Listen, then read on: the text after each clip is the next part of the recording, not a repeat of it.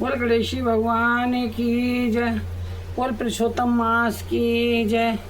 बोल पुरुषोत्तम महात्म की जय। लक्ष्मी नारायण की जय। जय जय श्री राधे, जय जय श्री राधे श्याम। हेलो गाइस, मेरे भाई बहन, मेरे बच्चे,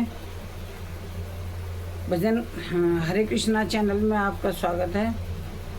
और आप ये कथा सुना रही हूँ मैं अधिक मास की, आप इसको सुने और लाइक करें प्लीज़, मुझे सपोर्ट करें। एक भी कमेंट नहीं आ रहा आपका, आप खोल के तो देखा कीजिए कम से कम। ना एक कमेंट आ रहा, ना लाइक आ रहे, ना कुछ आ रहे, बिल्कुल बढ़ावा आगे ना। और मैं आपसे उम्मीद करती हूँ। और एक मेरा नया चैनल है भजन कीर्तन वर्ल्ड, उसमें भी आप मेरे को सपोर्ट करें, ज़रूर देखें उसको। जय श्री राधे, जय श्री राधे।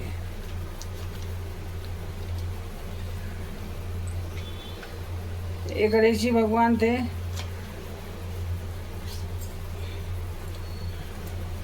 एक बुढ़िया माई थी, गणेश जी की पूजा करती थी, रोज़ बनाती थी, मिट्टी के गणेश बनाती थी, रोज़ बनाती, रोज़ गल जाते। एक दिन वो कहने लगी, मैं सामने शेड का मकान बन रहा था कि हम शेड हमारा मकान, मेरे पत्थर के गणेश बना दे। उन्होंने कहा था जितनी देर में तेरा पत्थर का गणेश गढ़ेंगे उतनी देर में हम अपनी दीवार चुनेंगे।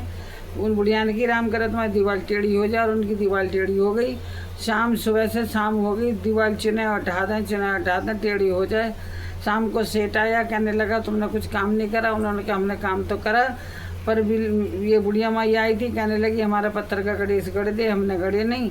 तो उन्हें अगर हम करे तुम्हारी दीवार टेढ़ी हो जाए, और हमारी दीवार टेढ़ी हो गई और वो अभी तक नहीं हुई है। सेठ ने बुढ़िया बुलवाई, बुढ़िया बुलवा के कहा हम तेरा सोने का गणेश गढ़ेंगे, हमारी दीवार सीधी हो जाए। सेठ ने सोने का गणेश गढ़वा के दिया, उसकी दीवार सीधी हो गई। जैसे सेठ की दीवार सीधी हो वैसे सबकी दीवार सीधी हो, जैसे सबके काम बने, सबको बल बुद्धि धन प्रजा सब कुछ मिले। जैसे गणेश को, जैसे मिस्त्री को आई ऐसे किसी को ना आए, जैसे सेठ को आई, बुढ़िया को आई, ऐसे सबको आए। बोल गणेश जी भगवान की जय। पुरुषोत्तम मास का 9वां अध्याय और उसकी कथा ध्यान से सुने।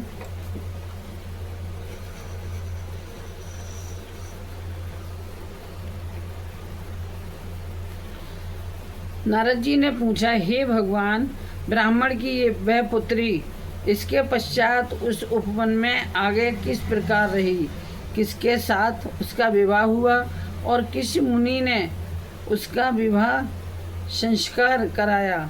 श्री नारायण बोले, पिता के शोक में डूबे रहकर इस प्रकार बहुत सा समय बीत गया। एक समय सहसा ही उस वन में महाक्रोधी दुर्वासा ऋषि उसके निवास पर आ पधारे और उसकी ये दीन दशा देखी। उनका सिर महादेव शंकर की भांति जटाओं से टंका था। श्री कृष्ण अर्जुन ने से बोले, हे दुर्वासा, वही ऋषि हैं, ये दुर्वासा वही ऋषि हैं जिन्होंने तुम्हारी माता की पूजा से प्रसन्न होकर उन्हें देव आवाहन शक्ति प्रदान की थी। एक बार रुक्मिणी के साथ जाते समय मैंने उन्हें रथ में बिठा लिया था। मार्ग में दोनों को प्यास ने सताया। रुक्मिणी ने अपने सूखे अधरों और तालू को दिखाकर मुझे जल लाने को कहा। मैं जल के हेतु पदाघात करता हुआ चला और प्रिया के प्रेम में निमग्न हो उसे भोगवतीपुरी ले गया। वह रुक्मिणी ने तृषा प्यास को शांत किया। महर्षि दुर्वासा का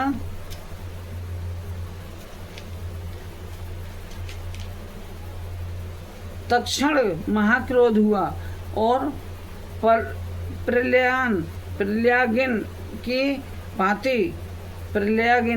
भांति उठकर उन्होंने श्राप दिया, हे कृष्ण, तुम सदा अपनी प्रिया के प्रेम में निमग्न रहते हो। तुमने उसके ही कारण मेरा तिरस्कार किया है और वह अपनी श्रेष्ठता दिखाकर पानी पीती है। अंत में तुम दोनों का वियोग होगा। अनेकों तीर्थों के जल से जिनकी जटाएं भीगी रहकर जिनको सुशोभित करती हैं, ऐसे ही महान तपस्वी महर्षि दुर्वासा को उस ब्राह्मण बालिका ने देखा। तब वह अपने शोक विह्वल मुख को ऊपर उठाकर ऋषि को नमस्कार करती हुई उठ खड़ी हुई और उन्होंने अपने आश्रम में ले गई, उनको अपने आश्रम में ले गई। अपनी कुटिया में महर्षि दुर्वासा का अर्ध पाग एवं नाना प्रकार की जंगली फल फूलों से अतिशय अतिथि करके वह बालिका विनय करती हुई बोली, हे महाभाग, अत्रि गोत्र कुल के सूर्य, आपको मेरा नमस्कार है। आपके आगमन से मेरे भाग्य का उदय हुआ है। आज मेरे सभी व्रत सफल हुए हैं, सभी पुण्य सफल हुए और मेरा जीवन सफल हुआ है। ऐसे वचन कहकर वह बाला मौन हो गई। अतिथि से संतुष्ट और प्रसन्न महर्षि दुर्वासा उस कन्या से बोले, हे पुत्री, तुझको धन्य है, तुमने प्रतिकुल का उद्धार किया है। ये मेघावी ऋषि की श्रेष्ठ तपस्या का ही परिणाम है। मैं कैलाश से तेरी धर्मशीलता जानने के निमित्त ही आया हूँ। अब मैं जल्दी ही बद्र का आश्रम पहुँचूँगा। वहाँ श्री बद्री नारायण के दर्शनों की इच्छा से जा रहा हूँ। महर्षि दुर्वासा को संतुष्ट एवं प्रसन्न देखकर ब्राह्मण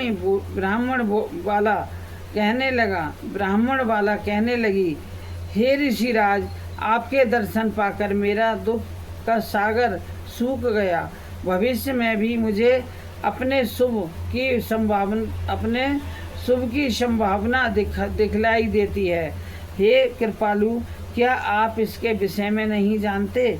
कृपा करके इस अग्नि में से मुझे बचाइए। हे तपस्वी, शीघ्र ही मुझे उचित उपाय बताओ। मुझसे विवाह करने की कोई भी इच्छा नहीं करता, इससे तो मैं शूद्रा हो जाऊंगी। इसी वजह से मैं सो नहीं पाती हूँ, भोजन की इच्छा नहीं होती है। हे मुनिराज, अब तो मृत्यु के अतिरिक्त और कोई मार्ग नहीं सूझता है। 9वां अध्याय समाप्त। यति श्री पुरुषोत्तम मास महात्म्य दुर्वाशब्द आगमन नाम नमोश अध्याय संपूर्ण। बोल श्री विष्णु भगवान की जय, पुरुषोत्तम भगवान की जय, अधिक पुरुषोत्तम मास की जय, राधा कृष्ण भगवान की जय। अगर मेरी कथा अच्छी लगे, आपको समझ में आए तो कमेंट करें, लाइक करें, सब्सक्राइब करें, बेल आइकन दबाएं और मेरे ऊपर कृपा करें। जय जय श्री राधे, लाइक ज़रूर करें। जय जय श्री राधे, जय जय श्री राधे, जय जय श्री राधे श्याम। गोविंद मेरो है, गोपाल मेरो है, गोविंद मेरो है, गोपाल मेरो है, श्री बाके बिहारी नंदलाल मेरो है, श्री बाके बिहारी नंदलाल मेरो है, गोविंद मेरो है, गोपाल है, गोविंद मेरो है, गोपाल मेरो है, श्री बाके बिहारी नंदलाल मेरो है। जय श्री राधे श्याम।